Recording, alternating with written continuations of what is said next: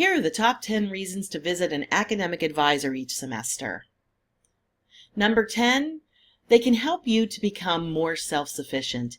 This is really important for students because the more that you can understand how to access information and research information on your own, the less reliant you are in necessarily coming to campus. So you want to understand how to use your portal, where to find contact information, and also how to research a policy or a department or service and how to contact them to get assistance, whether that's their hours, the kind of service or program that they offer, and how to reach them. The implications are the fact that you might end up having a long wait during a high demand period, like examples, the first week of class or the week right before class starts. Some of the services aren't available on evenings or weekends, so if you have a question, you won't be able to ask them when you have the question. And when you do visit an advisor, you might not have covered everything that you might have had a question about, or you think of something after the fact. This gives you the opportunity to be more self-reliant to find that information, even though you're not meeting with the advisor again. Number 9, they can help you find valuable resources. And that means they can not only talk to you about services that many students need, but they can talk with you about your current situation and help you find things that you need right here, right now. So they take your situation and they can parallel and match it to a department or service that we offer. We don't want you to wait until it's too late and lose out on free services and programs that you have available to you as a student. And we don't want you to wait and not get your problems addressed so that you can move forward and do your best. You can see some of the common services that are available to students in the graphic to the left.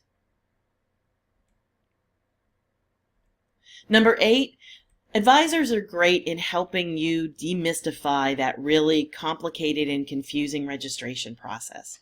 They not only can help you understand how to read the class schedule, like days and times and campuses, but they can also help you understand the difference between instructional methods, things like online classes, hybrids, and face-to-face.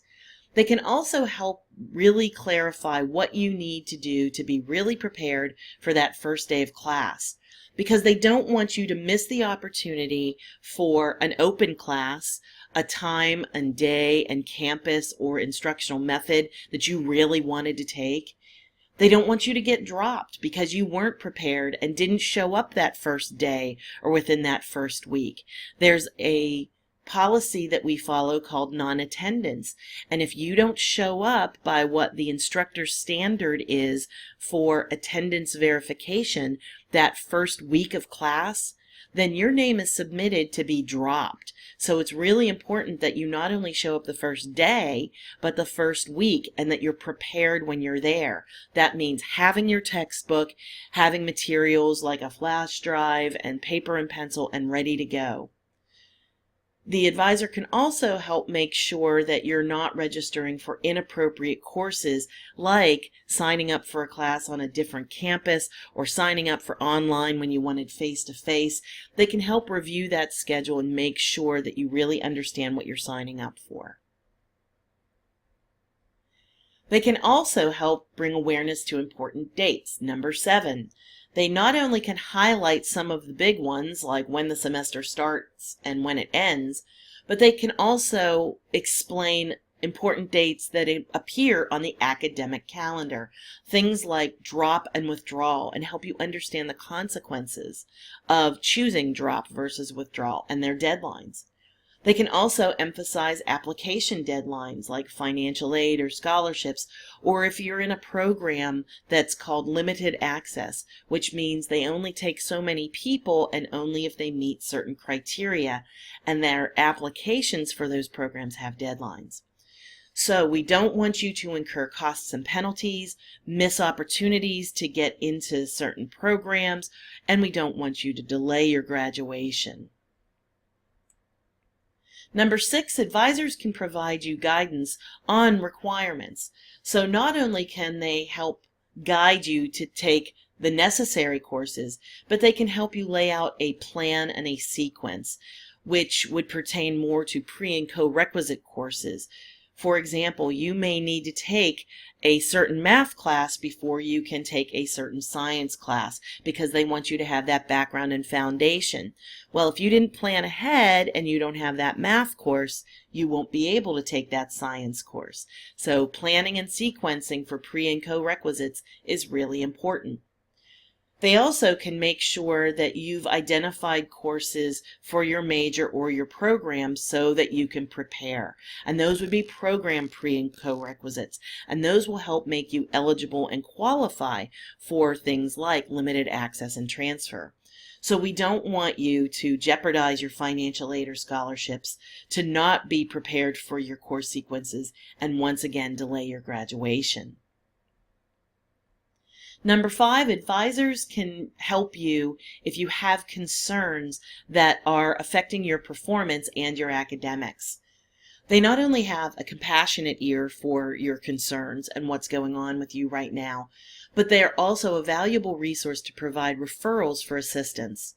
They can help you troubleshoot some of your obstacles and your problems and give you suggestions and recommendations. Unfortunately, an implication of not asking for help is not attending class anymore, not doing your work anymore, getting yourself into a vicious cycle and eventually dropping out, which is not what we want to happen. So please talk to an advisor. Even if they're not the person that can help you directly, they can get you to someone who can. We don't want you to lose your opportunity to not only resolve a situation, but to not jeopardize your grades and your academic standards. We don't want you to get onto warning, probation, or suspension that could limit your ability to take courses. Number 4, advisors can explain that whole idea of limited access programs and the transfer process.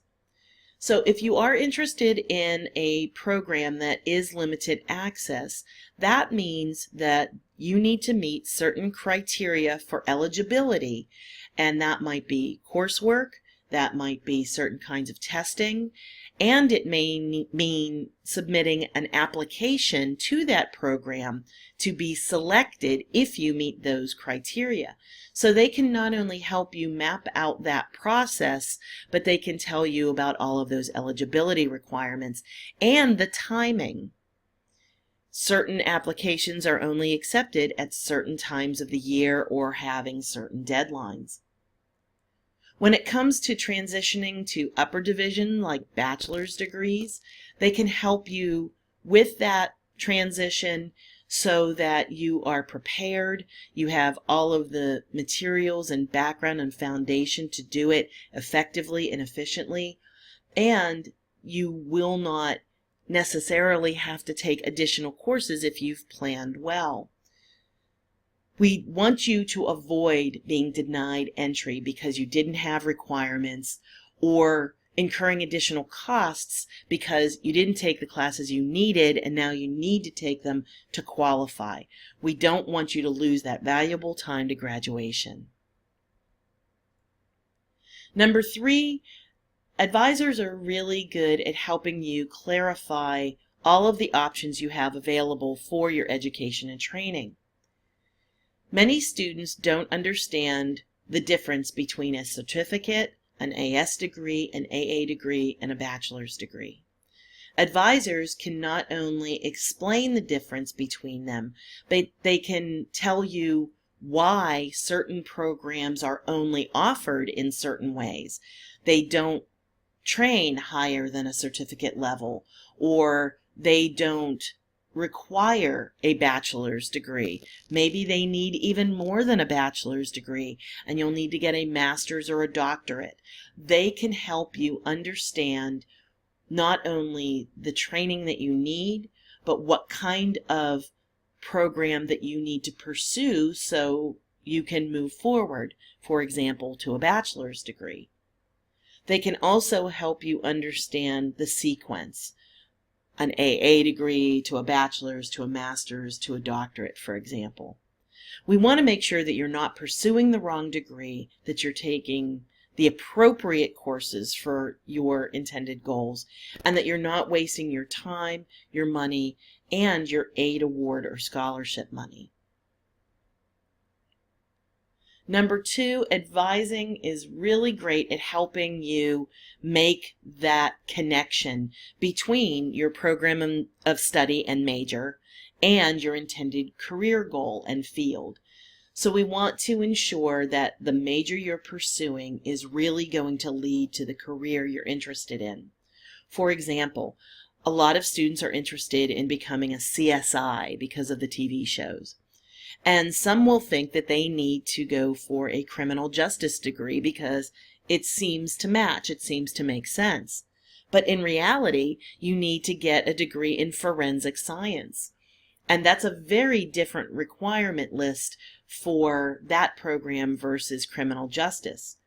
Criminal justice would require things like juvenile delinquency, criminology, criminalistics, whereas forensic science is going to require calculus and chemistry and physics. So it's a very scientific degree. That can really change somebody's mind because they might not be interested in going for those kinds of classes. So it's important to understand the difference. They also can help you identify options within a field. It's not just nursing. Maybe you want to look for nurse anesthetist or nurse practitioner. And they can help you find career resources, whether that's websites or our career services office. So we want to help you avoid going for the wrong major. We want you to know about your career opportunities, and we want you to be realistic about the career you're intending to pursue and things like the salary for that position, the demand, or the type of preparation. Finally, number 1, advisors are really the experts to help you make efficient program completion. They will help you monitor your sequences to your program completion. They'll refer you to services and departments if you want to improve your performance, for example, the Writing Center or the Academic Support Center for tutoring or the library to do research.